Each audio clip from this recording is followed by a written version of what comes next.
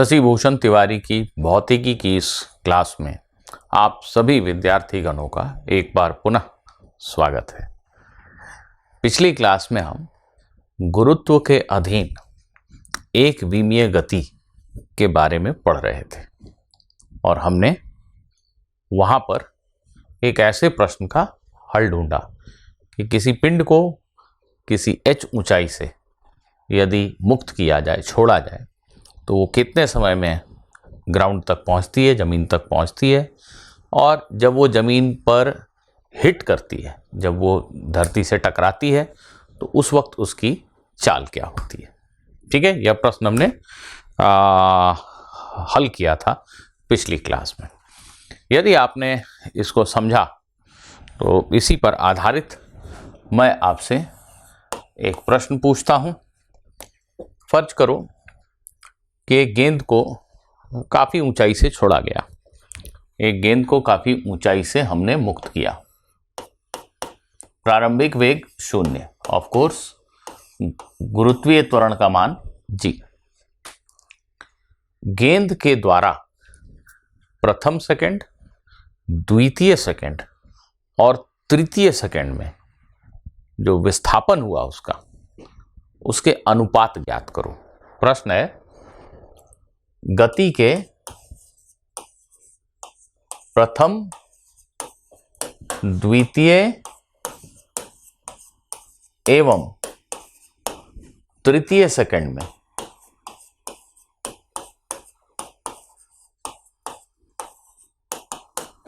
विस्थापन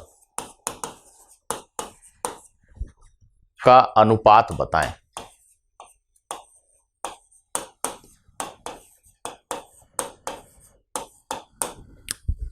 सभी बच्चे वीडियो को रोकेंगे और इस प्रश्न का हल स्वयं ढूंढने का प्रयास करेंगे।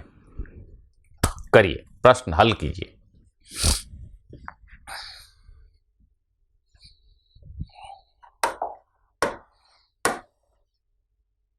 यह गेंद जी त्वरण से, नियत त्वरण से गति कर रही है और समय 0 पर इसकी स्थिति यह है, 1 सेकंड के पश्चात इसकी स्थिति यह है, 2 सेकंड के पश्चात इसकी स्थिति यह है और 3 सेकंड उपरांत इसकी स्थिति यह है। ये गिरती ही चली जा रही है। प्रथम सेकंड में जो इसका विस्थापन हुआ यह और कुछ नहीं बल्कि गेंद के द्वारा तय की गई दूरी है 1 सेकंड में। इसको मैं x1 या y1 लिख लेता हूं। द्वितीय सेकंड का विस्थापन, ये दूरी नहीं है, दूसरे 1 सेकंड का विस्थापन पूछा गया है, तो वो ये है। दूसरे 1 सेकंड के कालखंड में गेंद का विस्थापन यह है और तीसरे 1 सेकंड में गेंद का विस्थापन यह है। इनफैक्ट हम लोगों ने एक सूत्र भी बना रखा है, याद है आपको? nवें सेकंड में विस्थापन, यदि एक कण नियत त्वरण से गति कर रहा हो तो nवें सेकंड में विस्थापन का सूत्र हमने बना के रखा है। उस सूत्र का सीधा उपयोग करके इस प्रश्न का हल ढूंढा जा सकता है। तो यदि आपने अभी तक कुछ नहीं किया तो अब वीडियो को रोक दीजिए और प्रश्न का हल ढूंढिए। सीधा उस सूत्र का उपयोग आप कर सकते हैं। आप अन्यथा भी प्रश्न हल कर सकते हैं, पर सीधा उस सूत्र का भी उपयोग कर सकते हैं, क्योंकि यहां नियत त्वरण से गति है, प्रारंभिक वेग 0 है। तो प्रथम 1 सेकंड में जो विस्थापन है उसका सूत्र मैं यहां बल्कि ऐसे याद करा देता हूं आपको। हम लोगों ने ऐसा सूत्र लिखा था, nवें सेकंड में विस्थापन का सूत्र लिखा था। क्या लिखा था, याद है?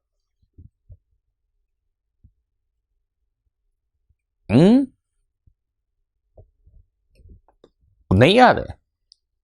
ऐसा कुछ पढ़ाई किया था हम लोगों ने कि एक कण का प्रारंभिक वेग u है, nवें सेकंड में विस्थापन का अर्थ है कि कण ने n-1 सेकेंड तक कितना विस्थापन किया, फिर n सेकेंड तक कितना विस्थापन किया, n सेकेंड के विस्थापन में से n-1 सेकेंड के विस्थापन को सब्ट्रैक्ट करना है। ये n-1 सेकेंड का विस्थापन है। n सेकेंड का विस्थापन ut plus half A T square सूत्र से ज्ञात होता है। t की जगह n लिखना है, ut plus half A T square.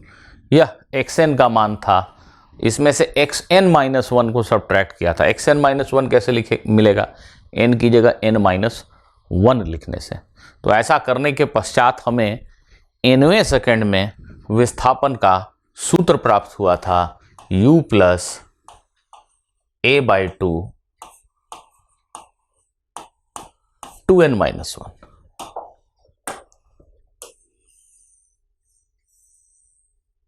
यह सूत्र प्राप्त हुआ था, यदि आपको ठीक ठीक याद आता हो तो। मैं मानता हूं कि आपको यह जरूर याद आ रहा है। तो इस सूत्र का उपयोग आप सीधा यहां इस प्रश्न के हल में कर सकते हैं। अभी तक यदि आपने प्रश्न का हल नहीं किया है तो अभी भी वीडियो को रोक दें। मैं बार बार रुक रहा हूं, आपको कुछ याद दिला रहा हूं। उद्देश्य सिर्फ एक है कि आप प्रश्न का हल स्वयं करें। तो गति के प्रथम 1 सेकंड में जो विस्थापन है, जिसको हमने यहां पर y1 लिखा है, पहले 1 सेकंड का विस्थापन जानने के लिए u का मान 0 लिखेंगे। त्वरण g n की जगह पे 1 लिखेंगे। यह 2 गुना 1 है, 2.1 नहीं है, 2 गुना 1 है, अर्थात यह बन गया g/2 गुना 1। दूसरे 1 सेकंड के कालखंड में जो विस्थापन हुआ, यहां n की जगह 2 लिखेंगे। u का मान वही लिया जाएगा 0, u का मान 0 है। त्वरण का मान g n की जगह पे 2 लिखेंगे। ये 2 × 2 है ना, 2.2 नहीं है। तो ये बन जाएगा g/2 × g/2 × 3।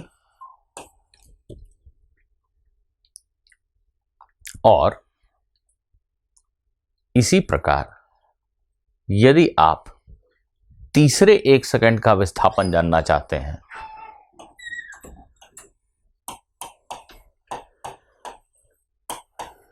तो n की जगह पर 3 लिखेंगे। 2 गुना 3 -1, तो g/2 गुना 5।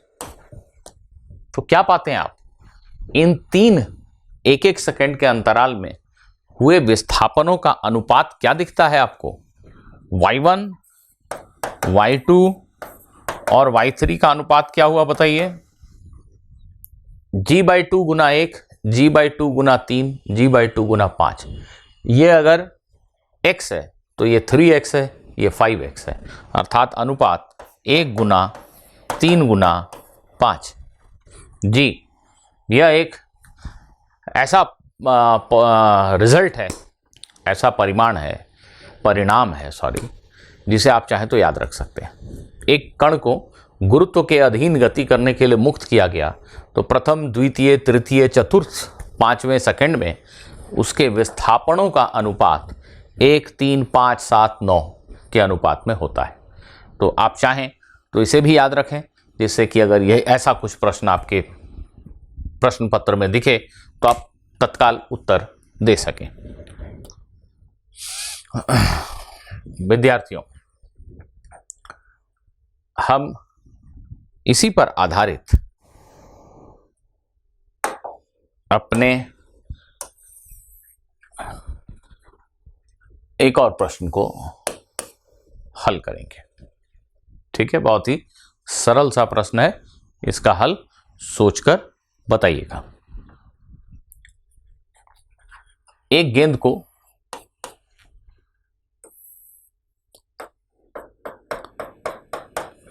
धरती से कुछ ऊंचाई से गिराया गया। प्रश्न में लिखा, गिराया गया मतलब प्रारंभिक वेग इसका 0 है। प्रश्न में लिखा है कि इसका जो उड्डयन काल है, मतलब धरती तक टकराने का जो समय है, वो 2 सेकंड है। इसका उड्डयन काल 2 सेकंड है, ये दिया हुआ है। अब आपको बताना है कि जब गेंद अपनी प्रारंभिक ऊंचाई के आधे ऊंचाई पे है तो उसकी चाल क्या है। गेंद जब अपने प्रारंभिक ऊंचाई के आधे ऊंचाई पर है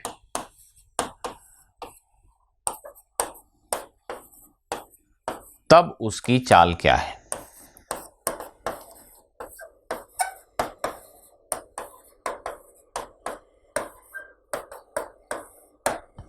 गेंद जब अपने प्रारंभिक ऊंचाई के आधे ऊंचाई पे है उस वक्त उसकी चाल क्या है। प्रश्न को ठीक से समझिए, उसका हल ढूंढिए। प्रश्न है कि एक गेंद को किसी अज्ञात ऊंचाई से छोड़ा गया और उसे जमीन पर आने में कुल 2 सेकंड का समय लगा। गेंद जब अपनी प्रारंभिक ऊंचाई के आधी ऊंचाई पर है उस वक्त उसकी चाल क्या है, यह आपको कैलकुलेट करके बताना है। सभी लोग वीडियो पॉज कर दें, खुद से हल करें।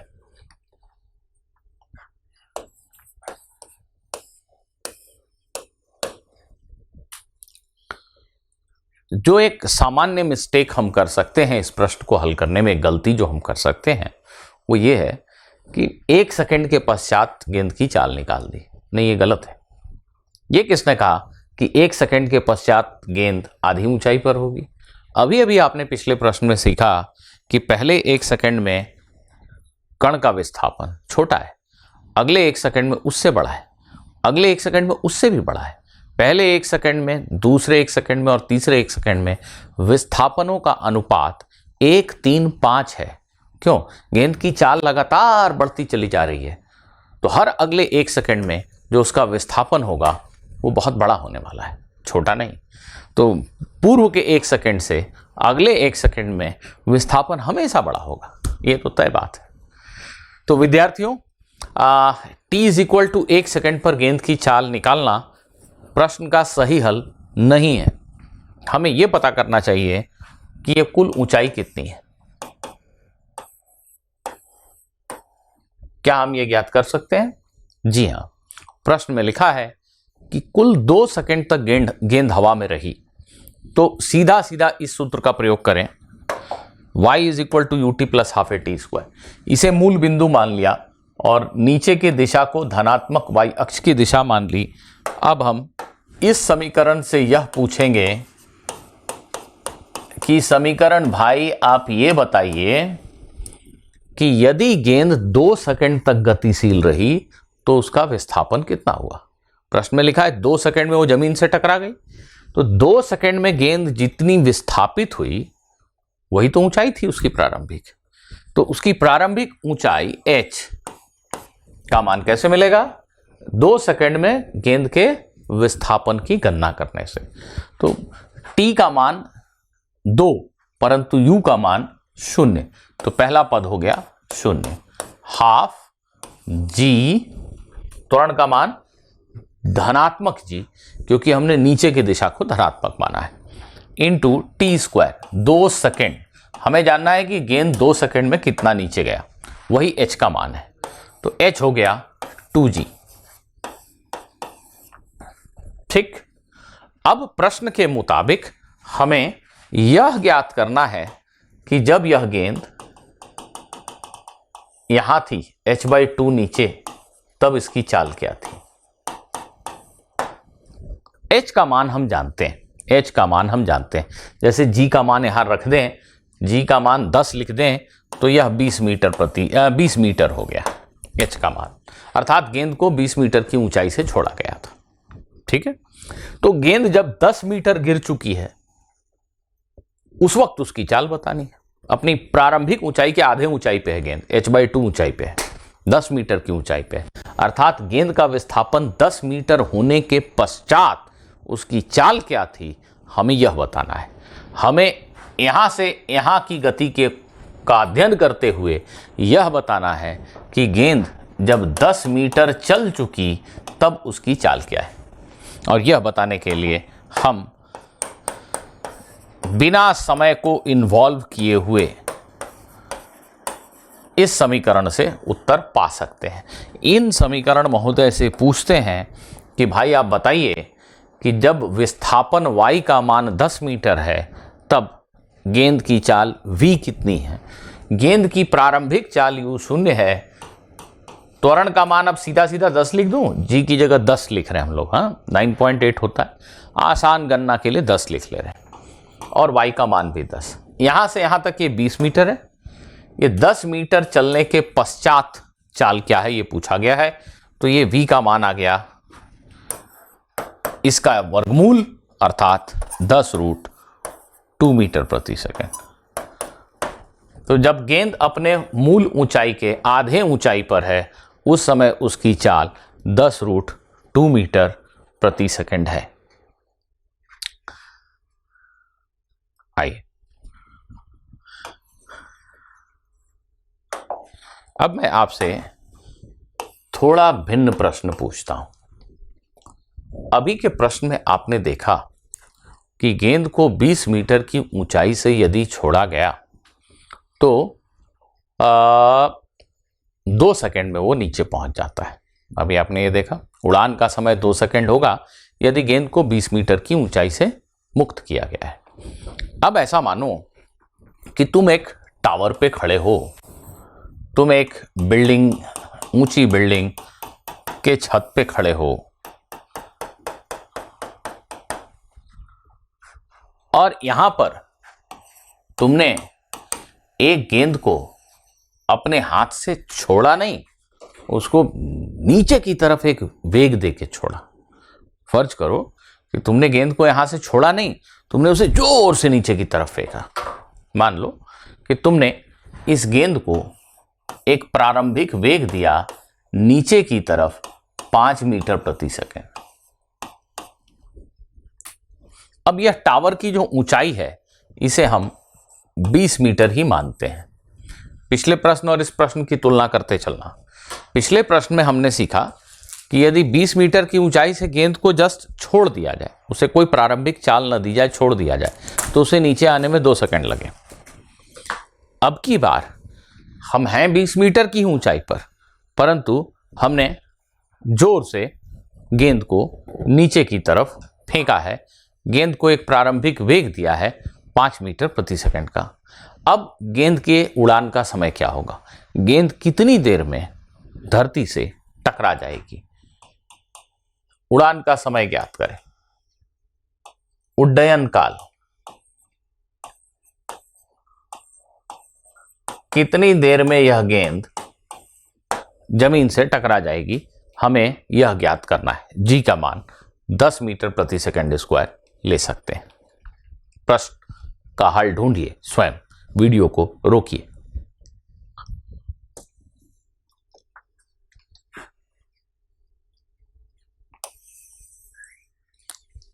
वीडियो को रोक दिया, प्रश्न का हल ढूंढिए।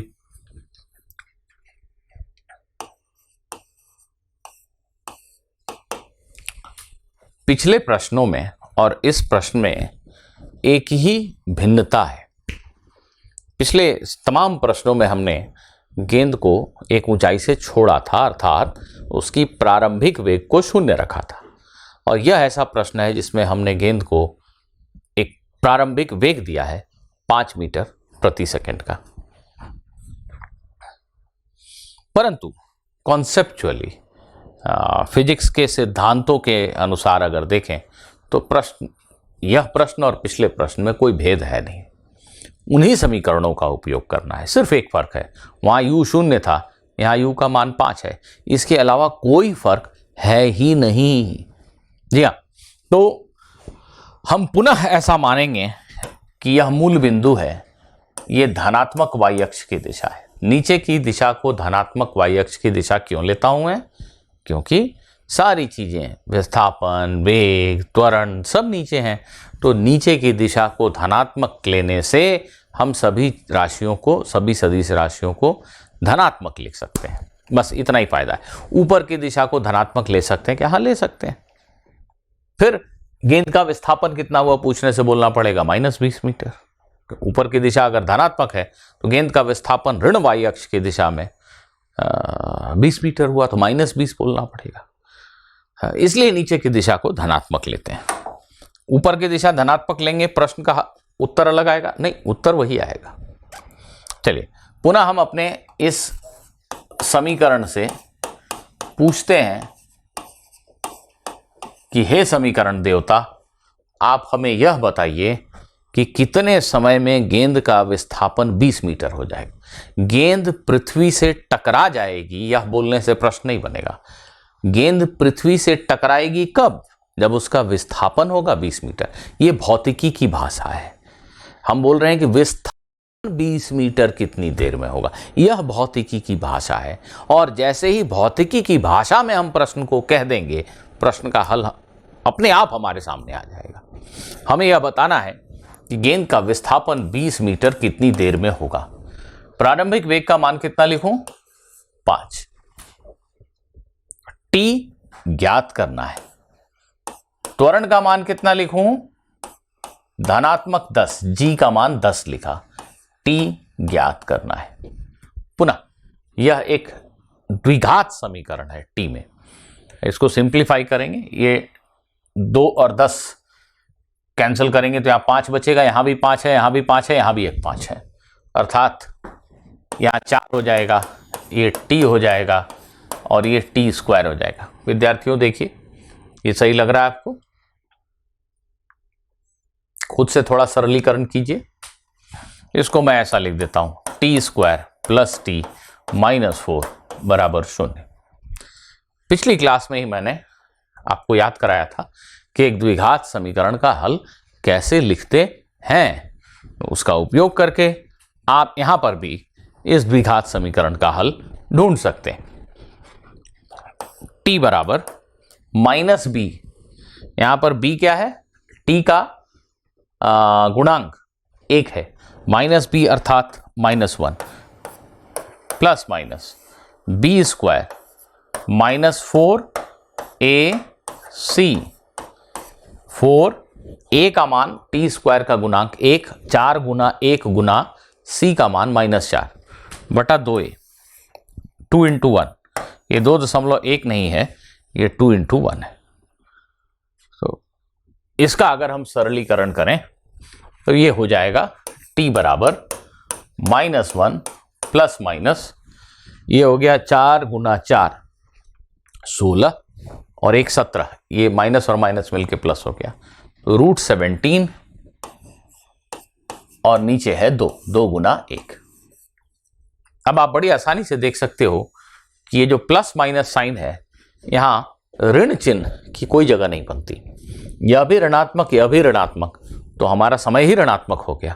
हम ऋणात्मक समय तो नहीं चुन सकते, इसलिए सही उत्तर हुआ -1 प्लस √17/2। इसको हम चाहें तो ऐसे लिख सकते हैं, √17 - 1/2। √17 4 से थोड़ा ज़्यादा, 4.1 अगर मान लो, √17 का मान अगर 4.1 मान लो, मोटा मोटी 4 गुना 4 16 होता है, 4.1 मोटा मोटी मान लें तो 4.1 माइनस 1 3.1, 3.1/2 लगभग 1.55 सेकेंड। इतने समय में यह कण धरती से टकरा जाएगा। ठीक, तो प्रश्न मूलतः वैसा ही है, वही है, सिर्फ यहां पे u का मान 0 नहीं है, यही फर्क है। अगर भौतिकी के अनुरूप देखें तो यही फर्क है। हाँ, गणित थोड़ा सा जटिल हो गया, इसमें हमें एक द्विघात समीकरण हल करने की आवश्यकता पड़ी, पर द्विघात समीकरण हल करना आपके लिए तो चुटकियों का काम है। आपने छोटी क्लासेस में खूब द्विघात समीकरण हल किए हैं, मुझे पता है, तो आप सभी को यह निश्चित रूप से आता है और बहुत कठिन नहीं लगता है।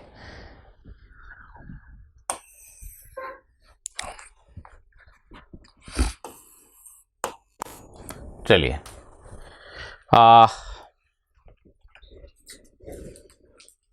एक प्रश्न अब हम ऐसा करते हैं कि एक गेंद को नीचे से ऊपर की तरफ फेंका गया है, पृथ्वी की सतह से ऊपर की तरफ फेंका गया है। इस प्रश्न को नाम दे देते हैं, एक गेंद को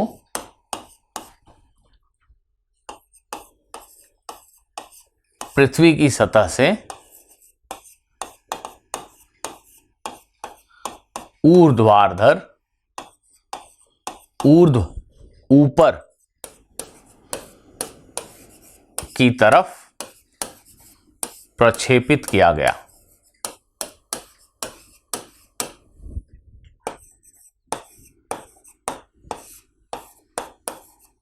इसका जरा हम जनरल सामान्य विश्लेषण कर लेते हैं।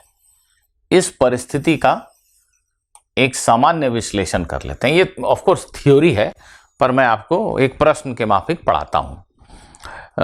इसका हम एक सामान्य विश्लेषण कर लेते हैं, उसके बाद इस पर आंकिक प्रश्नों को हल करना हमारे लिए बड़ा सरल होगा। प्रश्न यह है कि एक गेंद को पृथ्वी की सतह से यू स्पीड से, किसी खाली मैदान में आपने यू स्पीड से एक गेंद को ऊपर फेंका। सभी समझते हैं कि यह गेंद पहले ऊपर जाता है, एक क्षण को रुकता है और फिर उसी पथ पर नीचे लौट आता है। तो गेंद उसी पथ पे लौटा है, पर आने जाने का पथ मैं थोड़ा अलग दिखाने के लिए इसको अलग बना दे रहा हूं। जिस सरल रेखा पर यह ऊपर गया उसी सरल रेखा पे लौट के वापस आया, पर मैंने दोनों को थोड़ा अलग बना दिया है समझ में आने के लिए। एक गेंद ऊपर चला, चढ़ता गया चढ़ता गया चढ़ता गया, गुरुत्वीय त्वरण नीचे की तरफ होने की वजह से उसका वेग घटता चला जाएगा, मंदन होगा। अगर आप सोच के देखें, प्रारंभ में वेग ऊपर है और त्वरण नीचे है, तो गेंद स्लो होगी स्लो होगी स्लो होगी स्लो होगी। गेंद उच्चतम बिंदु पे होगा, इसकी पहचान है, वहां वेग शून्य हो जाएगा। गेंद अपने टॉपमोस्ट पॉइंट पे है, सबसे पथ के उच्चतम बिंदु पे है, अर्थात वहां पर गेंद का वेग शून्य है। उसके पश्चात त्वरण अभी भी लगातार लग रहा है, गुरुत्व उसे अभी भी नीचे खींच रहा है, तो गेंद वहां रुकी नहीं रहेगी, उसका वेग अब नीचे की दिशा में 1 2 3 4 5 6 7 8 9 10 बढ़ना शुरू होगा और गेंद नीचे लौट आएगी। इस प्रश्न में कुछ सदिश राशियां ऊपर की दिशा में है, कुछ नीचे की दिशा में। उदाहरणार्थ, प्रारंभिक वेग ऊपर है, परंतु पूरी गति के दौरान जो त्वरण है वो नीचे की तरफ है। वेग, जब ये गेंद वापस लौट के आ रहा है तो वेग सदिश नीचे की तरफ है, कभी ऊपर है वेग, कभी नीचे, त्वरण नीचे। तो ऐसी स्थिति में धनात्मक दिशा किसे चुना जाए, ऊपर या नीचे? बिल्कुल आपके ऊपर है, कोई फर्क नहीं पड़ता, किसी को भी आप धनात्मक दिशा मान सकते हैं, पर सामान्यतः मुझे लगता है आप सभी को अच्छा लगेगा कि हम इसे मूल बिंदु मान लें जहां से गेंद को फेंका गया, और ऊपर की दिशा को धनात्मक y अक्ष की दिशा मान लें। तो हमने इसे मूल बिंदु माना और ऊपर की दिशा को धनात्मक y अक्ष मान लिया। ठीक, अब हमसे कई भिन्न भिन्न प्रश्न यहां पर पूछे जा सकते हैं। पहला प्रश्न यह हो सकता है गेंद को नीचे से उच्चतम बिंदु तक जाने में कितना समय लगा? गेंद को पथ के सर्वोच्च या सरल भाषा में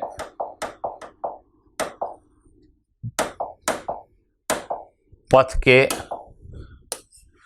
क्षमा करें, गेंद को पथ के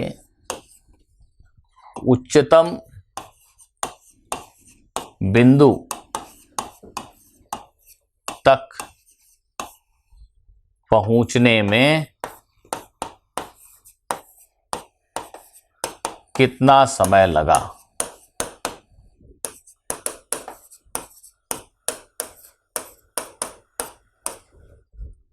यह पहला प्रश्न है, आपको हल करना है, मुझे नहीं।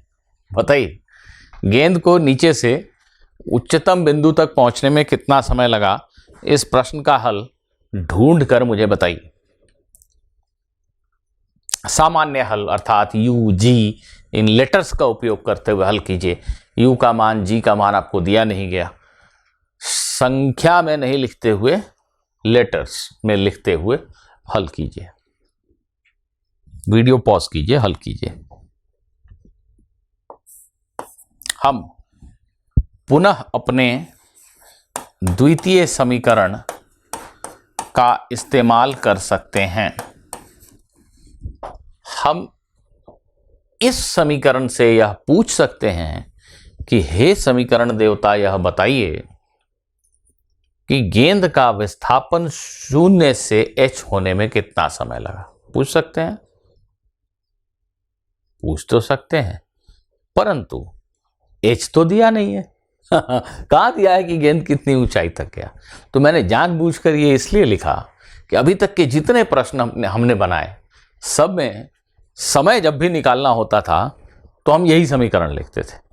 तो अभी भी हो सकता है कि हम इसी समीकरण के पदों में सोचने लगें, परंतु इस समीकरण में इस बार हमें यह ज्ञात नहीं है कि गेंद यहां से यहां गई तो कितनी ऊंचाई तक गई। ये तो नहीं पता है, अभी हमें कैलकुलेट कर लें तो बात अलग है। तो इस समीकरण का उपयोग ठीक नहीं लगता। अन्यथा समय की गणना के लिए अभी तक सारे प्रश्नों में यही समीकरण यूज करते थे। इसलिए नेचुरल इंक्लिनेशन है कि सभी लोग इस समीकरण की तरफ सोचेंगे। यहां कौन सा समीकरण का इस्तेमाल करूं? पहला, क्योंकि गेंद अपने सर्वोच्च बिंदु पर है, उस समय उसका वेग 0 है। तो भौतिकी की भाषा में इस प्रश्न को मैं ऐसे कह सकता हूं कि कितने समय के पश्चात गेंद का वेग 0 हो जाएगा। प्रश्न में पूछा गया कि नीचे से ऊपर तक जाने में कितना समय लगा। इसको भौतिकी की भाषा में मैं ऐसे कह सकता हूं कि गेंद का वेग कितने समय के पश्चात 0 हो जाएगा। वेग और समय, कितने समय के पश्चात वेग 0 हो जाएगा। वेग और समय में रिलेशनशिप की बात हो रही है, तो इससे हमें दिमाग में खटकना चाहिए कि यह पहला समीकरण उपयोगी हो सकता है। इन समीकरण महोदय से पूछेंगे कि बताइए गेंद का वेग 0 होने में कितना समय लगेगा। गेंद का प्रारंभिक वेग धनात्मक u है, धनात्मक दिशा में u। गेंद का त्वरण -g है, ऋणात्मक दिशा में g। समय बताइए, समय बताइए जिसमें वेग 0 हो जाएगा। तो ये बड़ा ही सरल सा समीकरण प्राप्त हुआ आपको, u/g। नीचे से ऊपर जाने में गेंद को इतना समय लगता है, u/g। ये जो मैंने बॉक्स के अंदर बंद किया, ये छोटे छोटे से सूत्र हमें कंठस्थ याद होने चाहिए, जिससे आगे आने वाले प्रश्नों का हल हम चुटकियों में कर सकें। तो एक गेंद को u वेग से ऊपर उछाला, नीचे से उच्चतम बिंदु तक जाने में कितना समय लगेगा, u/g। आइए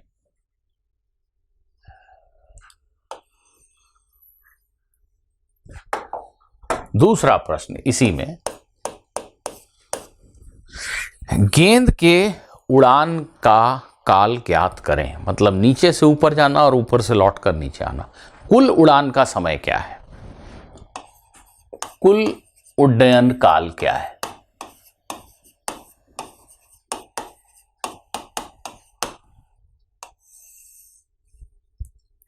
विद्यार्थियों, यहां पर मैं आपके साथ एक बड़ी महत्वपूर्ण चर्चा करना चाहता हूं। देखिए, आपने गेंद को ऊपर फेंका, ये गेंद ऊपर चढ़ता गया चढ़ता गया चढ़ता गया, रुका, और उसके पश्चात इसी पथ पे लौट करके ये वापस यहां आ गया। गेंद ने एक यू टर्न लिया। इस पूरी गति के दौरान क्या गेंद का त्वरण बदला? क्या गेंद के त्वरण की दिशा बदली? क्या गेंद के त्वरण का परिमाण बदला? उत्तर है जी नहीं।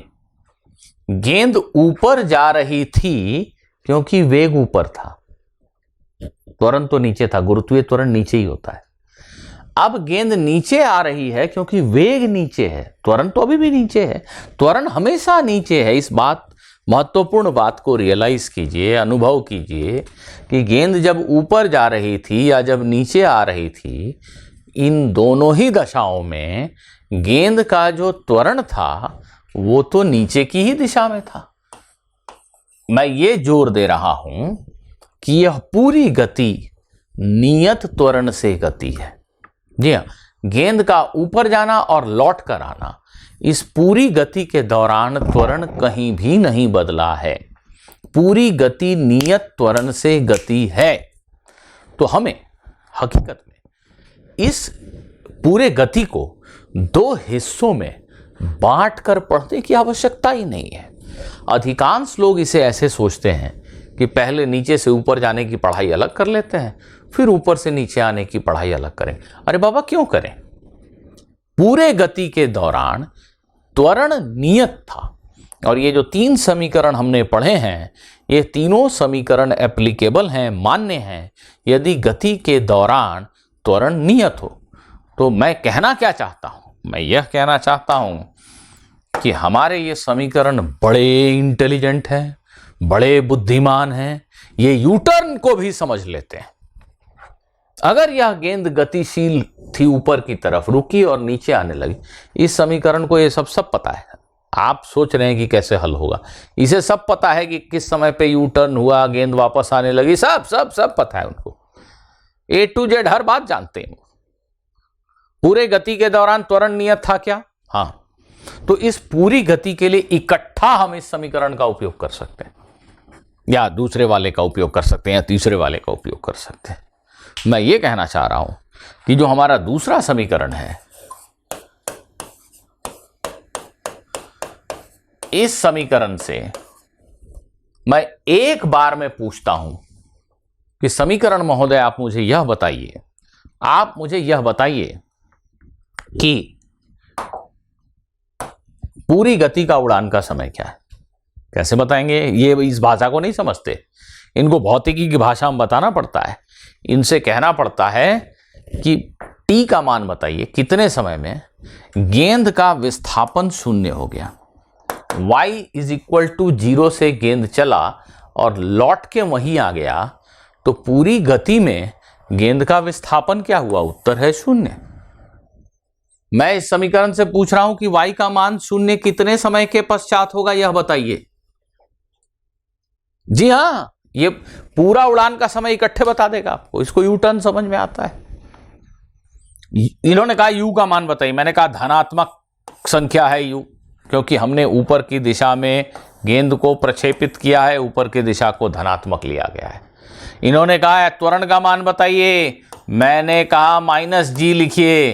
कुछ विद्यार्थी इस बात को जस्ट समझने से इनकार कर देते हैं, तो इनकार कर देते हैं। उन्हें, उनके दिमाग में ये समाया हुआ है कि जब गेंद ऊपर जा रही है तो त्वरण ऋणात्मक है, और जब नीचे आ रही है तो त्वरण धनात्मक है। त्वरण ऊपर जा रही है जब गेंद, तो मंदन है, ठीक है, उसकी चाल घट रही है। नीचे आ रही है गेंद तो त्वरण है, उसकी चाल बढ़ रही है, ठीक बात। पर उसको धन और ऋण चिन्ह देना ये मेरे आपके ऊपर है। हमने ऊपर की दिशा धनात्मक ली है, त्वरण की दिशा तो हर वक्त नीचे है, वो तो ऋणात्मक है हर वक्त। ऐसा नहीं सोचना कि ऊपर जाते समय त्वरण ऋणात्मक और नीचे आते समय धनात्मक। ये कौन सी थ्योरी है? त्वरण की दिशा नीचे है, तुमने कौन सी दिशा धनात्मक ली है? तुमने ऊपर की दिशा धनात्मक ली है, तो त्वरण हर वक्त ऋणात्मक है, हर वक्त। गेंद नीचे आ रही है तो भी, ऊपर जा रही है तो भी, त्वरण तो ऋणात्मक है। पूरी गति के दौरान त्वरण ऋणात्मक है, -g है, क्योंकि वो ऋणात्मक y अक्ष की दिशा में है। तो इस समीकरण से मैं सीधा पूछता हूं कि भाई ये बता कि y का मान 0 होने में कितना समय लगेगा। यहां से चले, वापस आ गए, इस समीकरण में y विस्थापन है, y का मान 0 होने में कितना समय लगेगा। तो ये समीकरण महोदय मुझसे कह रहे हैं कि भाई इन दोनों में t को अगर आप कॉमन ले लें तो ये बचेगा यहाँ पे u, और यहाँ पे बचेगा g/2t, यह बराबर 0। ठीक है, आप सभी समझते हैं कि यदि दो चीज़ों का गुणन 0 है तो ये भी 0 हो सकता है, ये भी 0 हो सकता है। तो ये समीकरण कह रहा है कि T0 एक उत्तर है, और फिर इसको अगर आप शून्य करेंगे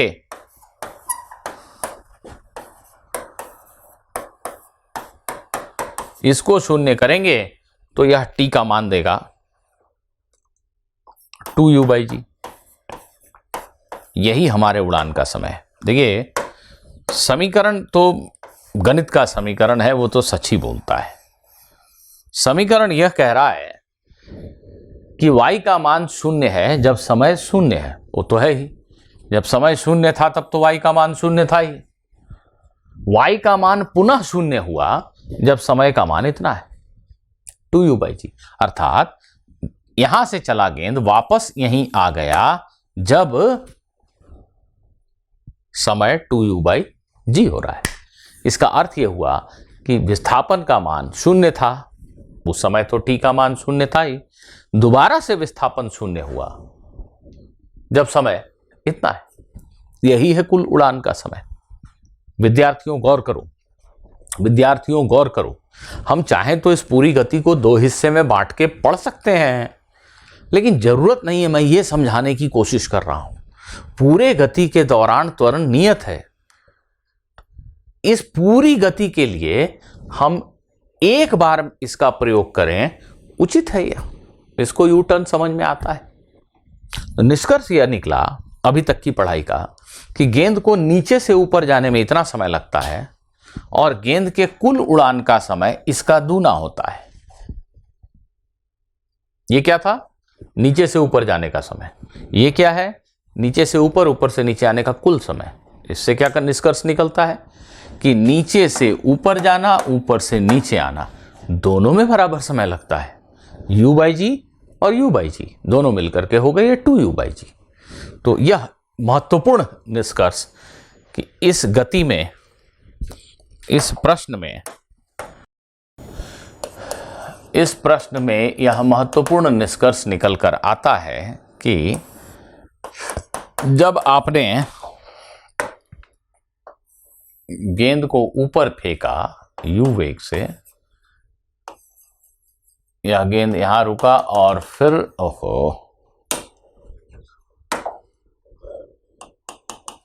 उसी सरल रेखा पर चलता हुआ नीचे आ गया। इस बिंदु का नाम मैं A रख लेता हूं, शीर्ष बिंदु का नाम B रख लेता हूं। तो सरलता के लिए अभी अभी जो निष्कर्ष हमने निकाला उसको हम ऐसे लिख सकते हैं कि समय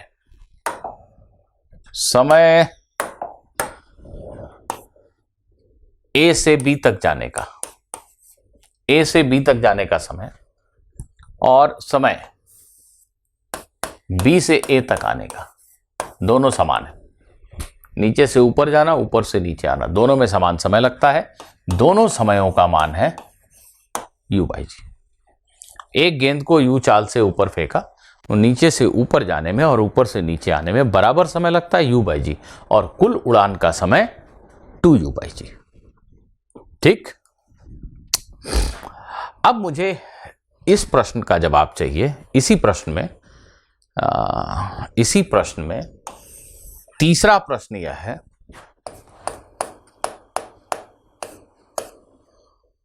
गेंद जब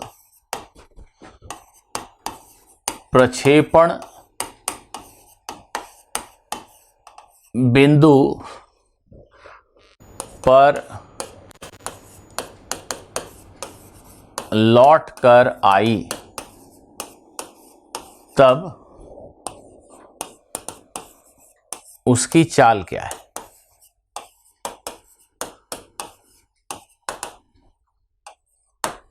प्रश्न यह है,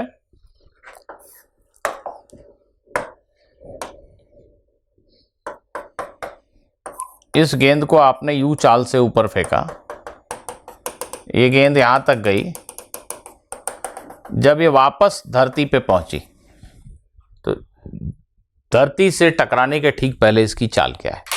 आपने 10 की स्पीड से गेंद को ऊपर फेंका, जब ये वापस यहां पहुंची, आपने कैच किया, तो जिस समय आप कैच कर रहे हैं उस समय इसकी चाल क्या है?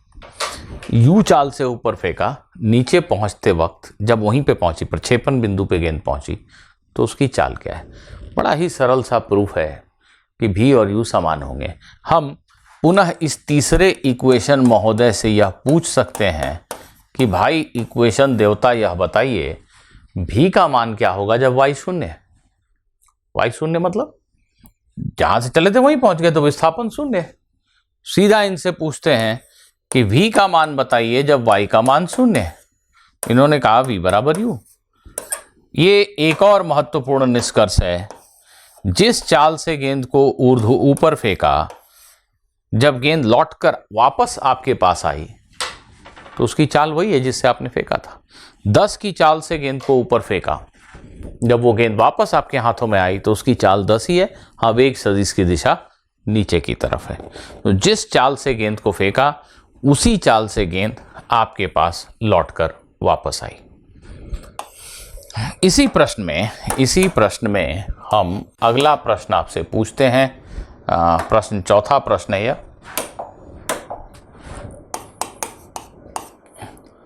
महत्तम ऊंचाई क्या है? गेंद को U चाल से आपने सीधा ऊपर फेंका है, उसके द्वारा प्राप्त अधिकतम ऊंचाई क्या होगी? यह प्रश्न है। आपने गेंद को U चाल से फेंका है, यह गेंद अधिकतम किस ऊंचाई तक जाएगा? ये h का मान क्या होगा? अधिकतम ऊंचाई। अब आपके पास दो तरीके हैं ज्ञात करने के। आप जानते हैं कि गेंद यहां से यहां तक कितने समय में पहुंची है, u/g।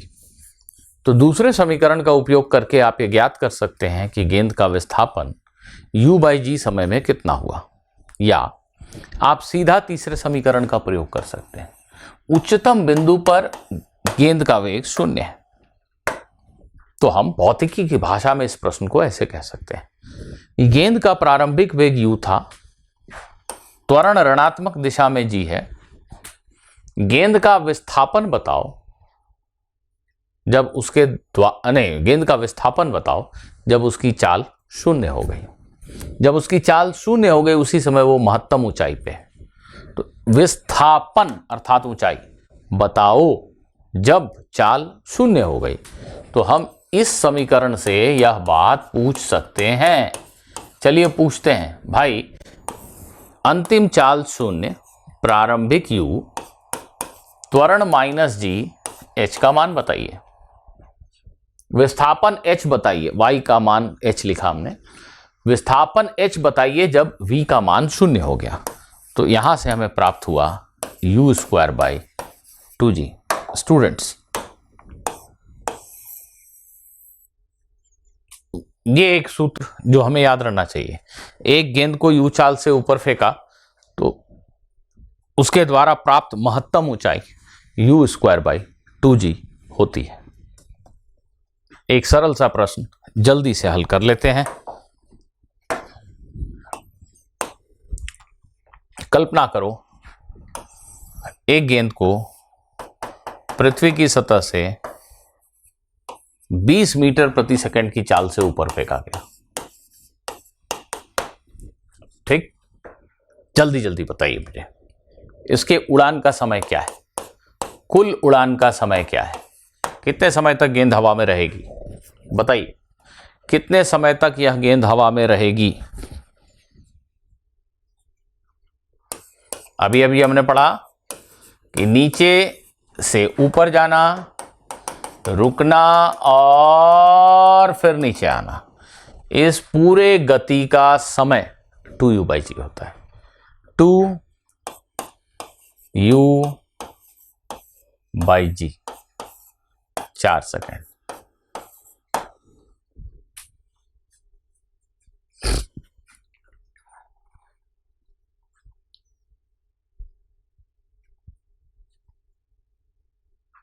गेंद को नीचे से ऊपर जाने में कितना समय लगा? मौखिक प्रश्न पूछ रहा हूं। गेंद को नीचे से ऊपर जाने में कितना समय लगा? इसका आधा, 2 सेकेंड, u/g। ऊपर से नीचे आने में 2 सेकेंड, नीचे से ऊपर जाना 2 सेकेंड, ऊपर से नीचे आना 2 सेकेंड। गेंद के द्वारा प्राप्त अधिकतम ऊंचाई बताइए। गेंद के द्वारा प्राप्त अधिकतम ऊंचाई ज्ञात कीजिए। अभी अभी ये सूत्र लिखा हुआ है, u²/2g।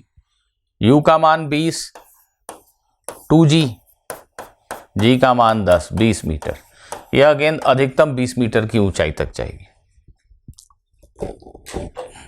4 सेकंड की गति में 4 सेकंड की गति में गेंद के द्वारा तय की गई दूरी बताइए।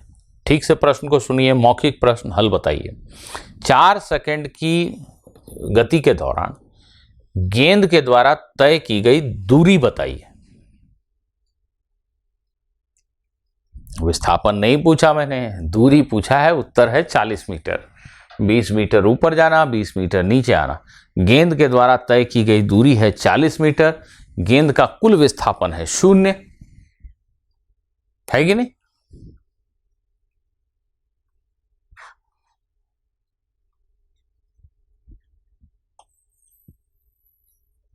और एक बात बताइए, गेंद जब इस ग्राउंड से, पृथ्वी से वापस टकराने वाली है, तब उसकी चाल क्या है? 20 मीटर प्रति सेकंड। जिस चाल से ऊपर फेंका उसी चाल से गेंद वापस लौटकर आती है, 20 मीटर प्रति सेकंड। विद्यार्थियों, इसी प्रश्न में मुझे बताइए, गेंद का वेग और समय का ग्राफ कैसा दिखेगा? 4 सेकंड की गति में गेंद का वेग समय ग्राफ प्लॉट कीजिए, बनाइए। वेग समय ग्राफ बनाकर दिखाइए।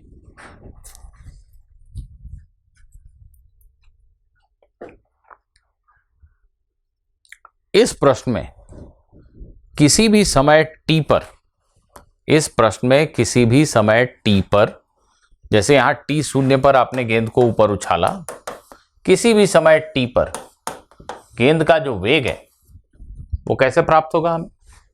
वो हमें प्राप्त होगा इस समीकरण से। इसका अर्थ हुआ कि किसी भी समय t पर कण का वेग 20 माइनस 10t है। u का मान 20 है और त्वरण का मान -10 है। तो ध्यान देना, एक गेंद को 20 के वेग से सीधा ऊपर फेंका तुमने। t सेकंड के पश्चात यह गेंद यहां है और इसका वेग भी है। वेग का मान इस समीकरण से प्राप्त होता है। v और t का ग्राफ बनाओ, मतलब इस समीकरण का ग्राफ बनाओ। ये कैसा समीकरण है? v t का सरल रेखीय फलन है, सीधी रेखा बनेगी। ये y अक्ष पे v है, 20 एक नियत राशि है, -10 एक दूसरी नियत राशि है और x के स्थान पे t है। ये तो सरल रेखा का ही समीकरण है ना। कैसी सरल रेखा है ये? धनात्मक ढाल वाली, ऋणात्मक ढाल वाली।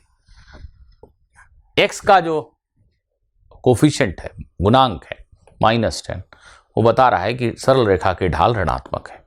यह 20 क्या है? y अक्ष पर सरल रेखा y अक्ष को किस बिंदु पर काटती है?